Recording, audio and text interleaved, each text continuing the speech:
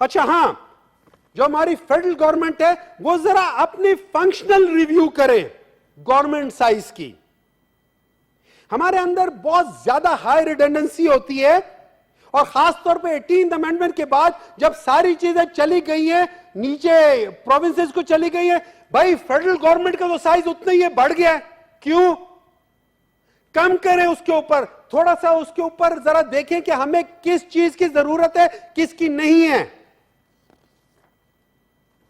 एक और बड़ी इंपॉर्टेंट बात, FRDLA, लास्ट पॉइंट है सर। Thank you. FRDLA 2005 में बना था, फिस्कल रिस्पॉन्सिबिलिटी एंड डेप्ट लिमिटेशन के लिहाज से। 2017 में इसमें अमेंडमेंट्स हुई थी, लेकिन पब्लिक डेट कॉन्सेप्ट की डेफिनेशन है ही नहीं, इनकम्प्लीट है। इसमें होता क्या है, जब आप बोरोइंग करते हैं उसमें आपको पर्पस नहीं पता, आपने लिखा नहीं हुआ। जब आपको पर्पस नहीं डिफाइंड तो बोरिंग पर्पस जो हो जाता है, असल में आपको पता ही नहीं आपने किसके लिए ले रहे हैं। अच्छा, डेप्ट डेफिनेशन भी आपको नहीं पता, क्लियर नहीं है। उससे क्या हो जाता है, एक प्रॉब्लम होती है। जो स्टेट एंटरप्राइजेस होती हैं, state owned enterprises and companies, वो सर्कुलर डेब्ट के लिहाज से या उसके लिहाज से वो बहुत सारी लोन लेती है, और चूंकि वो वापस नहीं करती है, इसकी रिफ्लेक्शन नहीं आती इन बजट्स में। जब रिफ्लेक्शन नहीं आती, आपको अचानक पता चलता ओ ये इतने अरब रुपए कहां से आ गए। भाई तो मैंने जो चीजें बनाई है उसको डिफाइन तो कर लो, उसके अंदर आप बोरोइंग को जरा क्लियर बता दो, उसका पर्पस बता दो कि मैं इसलिए ले रहा हूं। आपने जो डेब्ट की डेफिनेशन है उसको कंप्लीट कर दो, ताकि आपको पता चले पैसा कहां गया था, किधर गया है। कम से कम कुछ तो करो। अच्छा, एक और बात है, फिर कहते ये जो स्टेट ओन्ड एंटरप्राइजेस है, एक मिनट सर, ये बहुत इंपॉर्टेंट बात है।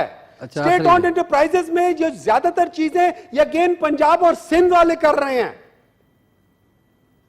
अच्छा, लोन को लिया जाता है एज ए कमोडिटी डेब्ट, और ये वापस नहीं किया जाता, तो क्या हो जाता है, ये रिफ्लेक्ट नहीं होता इन डेब्ट ऑफ पाकिस्तान। सो उसकी वजह से आपको आखिर में जो फिस्कल प्लानिंग कर रहे होते हैं, आपको समझ नहीं आती कि यार ये पैसा कहां से आ गया, ये हमने किसको देना है। तो अपनी चीजों को ठीक करो। ये याद रखो कि मैं अभी फाइनेंशियल एक्सपर्ट नहीं हूं, वो तो मिफ्ता साहब है, माशाअल्लाह। अच्छा, इससे फायदा ये होगा कि हम जो चीज प्लान कर रहे हैं, और खास तौर पे जो सर्कुलर डेब्ट है, हम उसको एड्रेस कर सकेंगे। याद रहे कि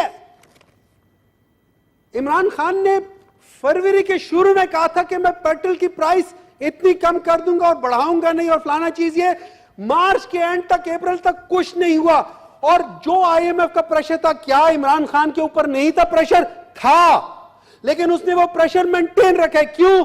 उसके विजन के लिहाज से शौकत तरीन साहब ने मुख्तलिफ जगहों से पैसे निकाल के किए थे। अगर किसी को समझ नहीं आता तो और बात है, लेकिन हिस्ट्री तो यह बता रही है इस दौरान में कोई प्राइस इंक्रीज नहीं। उनके जाने के बाद फौरन, क्योंकि इनको कख नहीं पता नहीं उधर गए थे कहीं, पता नहीं पढ़ते भी रहे कि नहीं।